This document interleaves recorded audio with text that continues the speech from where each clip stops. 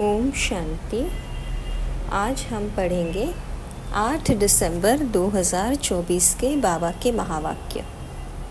अव्यक्त बाप दादा रिवाइज डेट 13 फरवरी 2003 मधुबन से।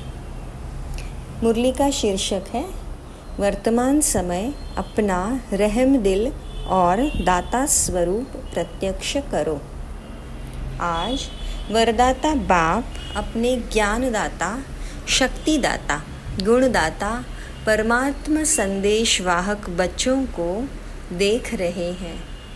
हर एक बच्चा मास्टर दाता बन आत्माओं को बाप के समीप लाने के लिए दिल से प्रयत्न कर रहे हैं। विश्व में अनेक प्रकार की आत्माएं हैं। किन आत्माओं को ज्ञान अमृत चाहिए और अन्य आत्माओं को शक्ति चाहिए, गुण चाहिए। आप बच्चों के पास सर्व अखंड खजाने हैं। हर एक आत्मा की कामना पूर्ण करने वाले हो। दिन प्रतिदिन समय समाप्ति का समीप आने के कारण अब आत्माएं कोई नया सहारा ढूंढ रही है, तो आप आत्माएं नया सहारा देने के निमित्त बनी हुई हो। बाप दादा बच्चों के उमंग उत्साह को देख खुश है। एक तरफ आवश्यकता है और दूसरे तरफ उमंग उत्साह है। आवश्यकता के समय एक बूंद का भी महत्व होता है, तो इस समय आपकी दी हुई अंजलि का संदेश का भी महत्व ज़्यादा है। वर्तमान समय आप सभी बच्चों का रहम दिल और दाता स्वरूप प्रत्यक्ष होने का समय है। आप ब्राह्मण आत्माओं के अनादि स्वरूप में भी दातापन के संस्कार भरे हुए हैं।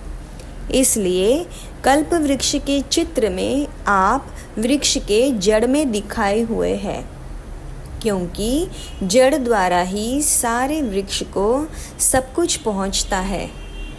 आपका आदि स्वरूप देवता रूप, उसका अर्थ ही है देवता अर्थात देने वाला।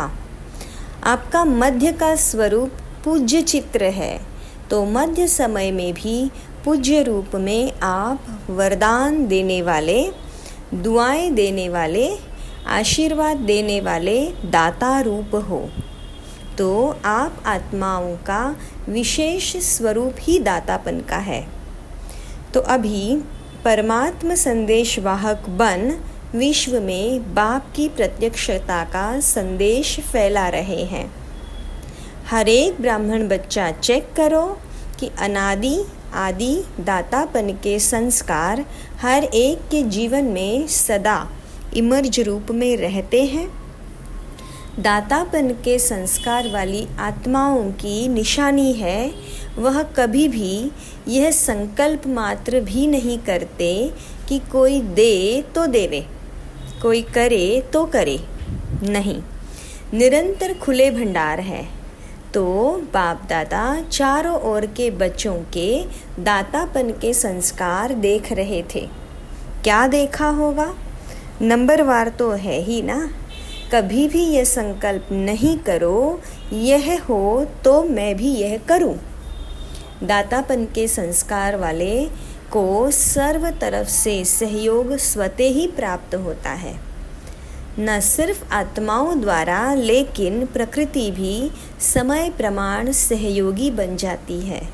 ये सूक्ष्म हिसाब है कि जो सदा दाता बनता है उस पुण्य का फल समय पर सहयोग, समय पर सफलता उस आत्मा को सहज प्राप्त होता है। इसलिए सदा दातापन के संस्कार इमर्ज रूप में रखो।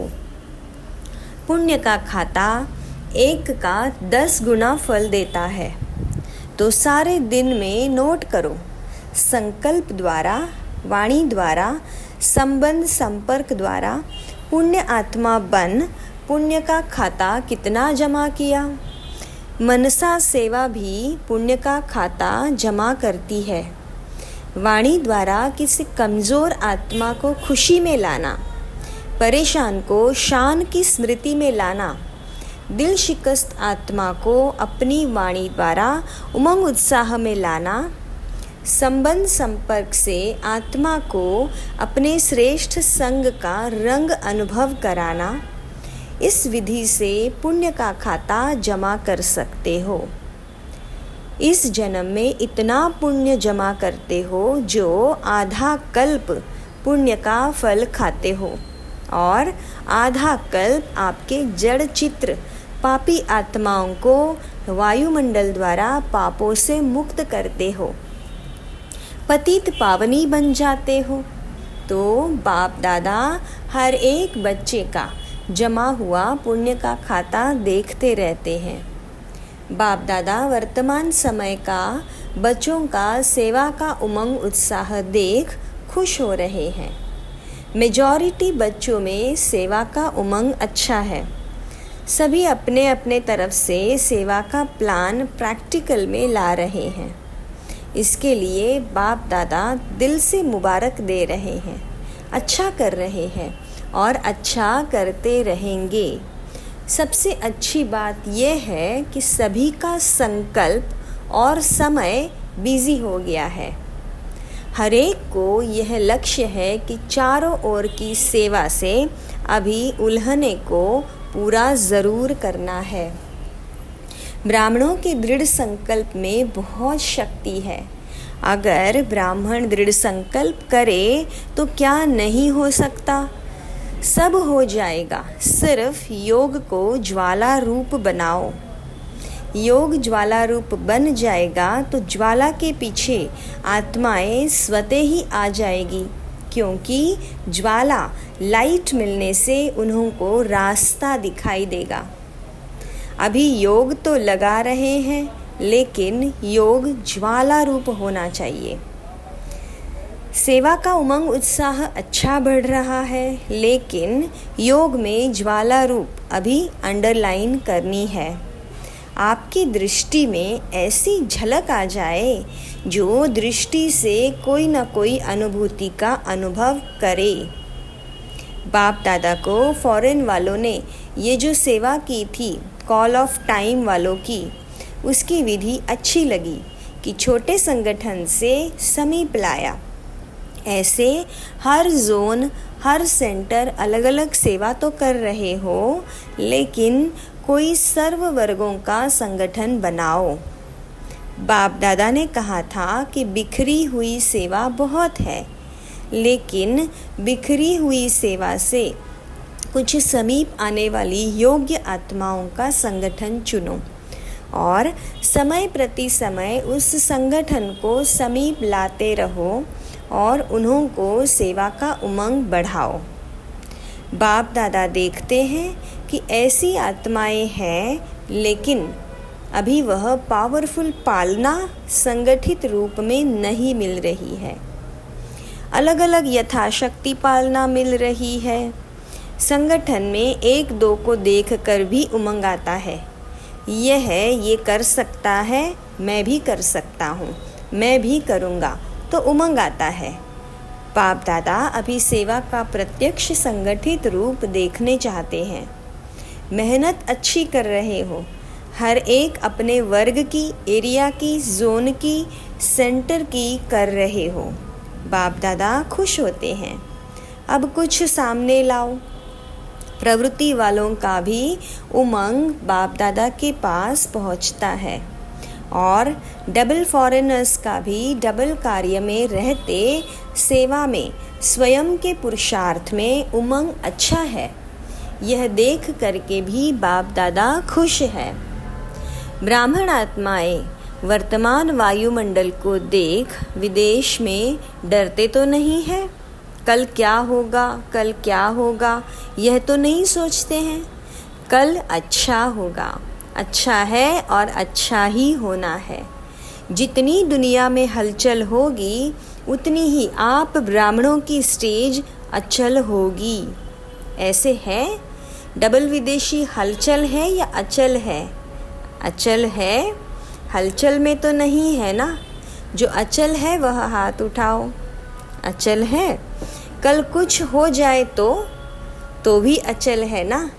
क्या होगा? कुछ नहीं होगा। आप ब्राह्मणों के ऊपर परमात्म छत्र छाया है। जैसे वाटरप्रूफ, कितना भी वाटर हो लेकिन वाटरप्रूफ द्वारा वाटरप्रूफ हो जाते हैं, ऐसे ही कितनी भी हलचल हो लेकिन ब्राह्मण आत्माएं परमात्म छत्र छाया के अंदर सदा प्रूफ है। बेफिक्र बादशाह हो ना कि थोड़ा थोड़ा फिक्र है क्या होगा? नहीं, बेफिक्र स्वराज्य अधिकारी बन, बेफिक्र बादशाह बन, अचल अडोल की सीट पर सेट रहो, सीट से नीचे नहीं उतरो।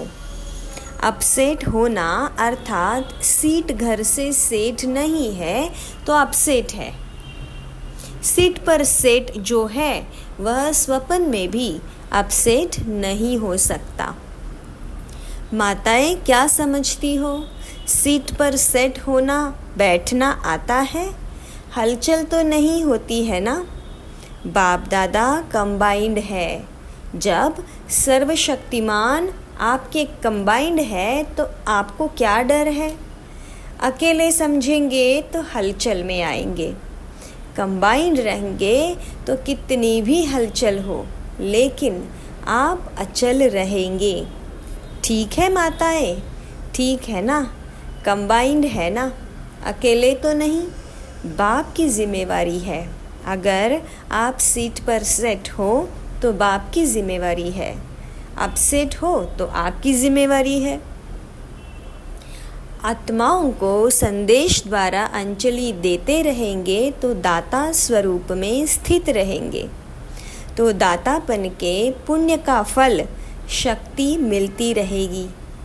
चलते फिरते अपने को आत्मा करावनहार है और यह कर्मेंद्रिया करनहार कर्मचारी है। यह आत्मा की स्मृति का अनुभव सदा इमर्ज रूप में हो। ऐसे नहीं कि मैं तो हूँ ही आत्मा, नहीं, स्मृति में इमर्ज हो। मर्ज रूप में रहता है लेकिन इमर्ज रूप में रहने से वह नशा, खुशी और कंट्रोलिंग पावर रहती है। मज़ा भी आता है। क्यों? साक्षी हो करके कर्म कराते हो तो बार बार चेक करो कि करावनहार होकर मैं कर्म कर रही हूँ। जैसे राजा अपने कर्मचारियों को ऑर्डर में रखते हैं, ऑर्डर से कराते हैं, ऐसे आत्मा करावनहार स्वरूप की स्मृति रहे तो सर्व कर्मेंद्रिया ऑर्डर में रहेगी। माया के ऑर्डर में नहीं रहेगी, आपके ऑर्डर में रहेगी। नहीं तो माया देखती है कि करावनहार आत्मा अलबेली हो गई है तो माया ऑर्डर करने लगती है। कभी संकल्प शक्ति, कभी मुख की शक्ति के ऑर्डर में चल पड़ती है। इसलिए सदा कर्मेंद्रियों को अपने ऑर्डर में चलाओ। ऐसे नहीं कहेंगे चाहते तो नहीं थे लेकिन हो गया। जो चाहते हैं वही होगा। अभी से राज्य अधिकारी बनने के संस्कार भरेंगे तब ही वहाँ भी राज्य चलाएंगे। स्वराज्य अधिकारी की सीट से कभी नीचे नहीं आओ। अगर कर्मेंद्रिया ऑर्डर पर रहेंगी तो हर शक्ति भी आपके ऑर्डर में रहेगी। जिस शक्ति की जिस समय आवश्यकता है उस समय जी हाजिर हो जाएगी। ऐसे नहीं काम पूरा हो जाए और आप ऑर्डर करो सहन शक्ति आओ, काम पूरा हो जाए वह फिर आवे। हर शक्ति आपके ऑर्डर पर जी हाजिर होगी क्योंकि हम हर शक्ति परमात्म देन है। तो परमात्म देन आपकी चीज़ हो गई तो अपनी चीज़ को जैसे भी यूज़ करो, जब भी यूज़ करो, ऐसे ये सर्व शक्तियाँ आपके ऑर्डर पर रहेगी, सर्व कर्मेंद्रिया आपके ऑर्डर पर रहेगी। इसको कहा जाता है स्वराज्य अधिकारी, मास्टर सर्वशक्तिवान। ऐसे है पांडव, मास्टर सर्वशक्तिवान भी है और स्वराज्य अधिकारी भी है। ऐसे नहीं कहना कि मुख से निकल गया, किसने ऑर्डर दिया जो निकल गया। देखने नहीं चाहते थे देख लिया, करने नहीं चाहते थे कर लिया। यह किसके ऑर्डर पर होता है? इसको अधिकारी कहेंगे या अधीन कहेंगे? तो अब अधिकारी बनो, अधीन नहीं। अच्छा, बाप दादा कहते हैं जैसे अभी मधुबन में सब बहुत खुश है, ऐसे ही सदा खुश आबाद रहना रूहे गुलाब है। देखो चारों ओर देखो, सभी रूहे गुलाब खिले हुए गुलाब है, मुरझाए हुए नहीं है, खिले हुए गुलाब है। तो सदा ऐसे ही खुश नसीब और खुशनुमा चेहरे में रहना। कोई आपके चेहरे को देख तो आपसे पूछे क्या मिला है आपको, बड़े खुश हो? हर एक का चेहरा बाप का परिचय दे। जैसे चित्र परिचय देते हैं, ऐसे आपका चेहरा बाप का परिचय दे कि बाप मिला है। अच्छा, सब ठीक है? विदेश वाले भी पहुंच गए हैं। अच्छा लगता है ना यहाँ? चलो, हलचल सुनने से तो बच गई। अच्छा किया है, सभी इकट्ठे पहुंच गए हैं।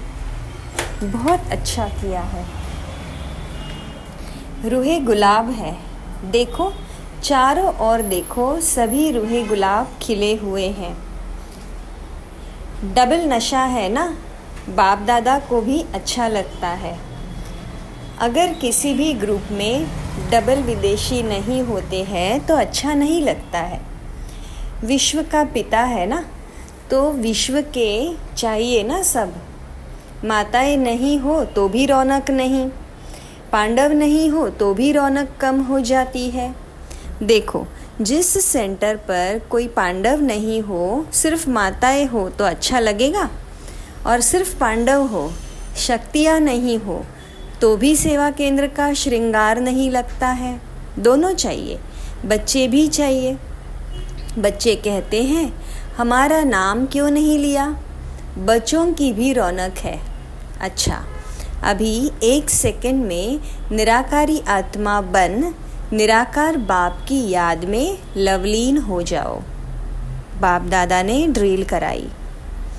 चारों ओर के स्वराज्य अधिकारी, सदा साक्षीपन की सीट पर सेट रहने वाली अचल अडोल आत्माएं, सदा दातापन की स्मृति से सर्व को ज्ञान शक्ति गुण देने वाले रहमदिल आत्माओं को, सदा अपने चेहरे से बाप का चित्र दिखाने वाले श्रेष्ठ आत्माओं को, सदा खुश नसीब खुशनुमा रहने वाले रूहे गुलाब रूहानी गुलाब बच्चों को बाप दादा का याद प्यार और नमस्ते। हम रूहानी बच्चों की रूहानी बाप दादा को याद प्यार और नमस्ते। शुक्रिया बाबा, शुक्रिया। आज का मधुर वरदान बाप दादा का हम सब बच्चों प्रति है। कर्मयोगी बन, हर संकल्प बोल और कर्मश्रेष्ठ बनाने वाले निरंतर योगी भव। स्पष्टीकरण है, कर्मयोगी आत्मा का हर कर्म योग युक्त युक्ति युक्त होगा। अगर कोई भी कर्म युक्ति युक्त नहीं होता है तो समझो योग युक्त नहीं है। अगर साधारण व व्यर्थ कर्म हो जाता है तो निरंतर योगी नहीं कहेंगे। कर्मयोगी अर्थात हर सेकंड, हर संकल्प, हर बोल सदा श्रेष्ठ हो। श्रेष्ठ कर्म की निशानी है स्वयं भी संतुष्ट और दूसरे भी संतुष्ट। ऐसी आत्मा ही निरंतर योगी बनती है। आज का स्लोगन, स्वयं प्रिय, लोकप्रिय और प्रभु प्रिय आत्मा ही वरदानी मूर्त है। शुक्रिया बाबा, शुक्रिया। ओम शांति।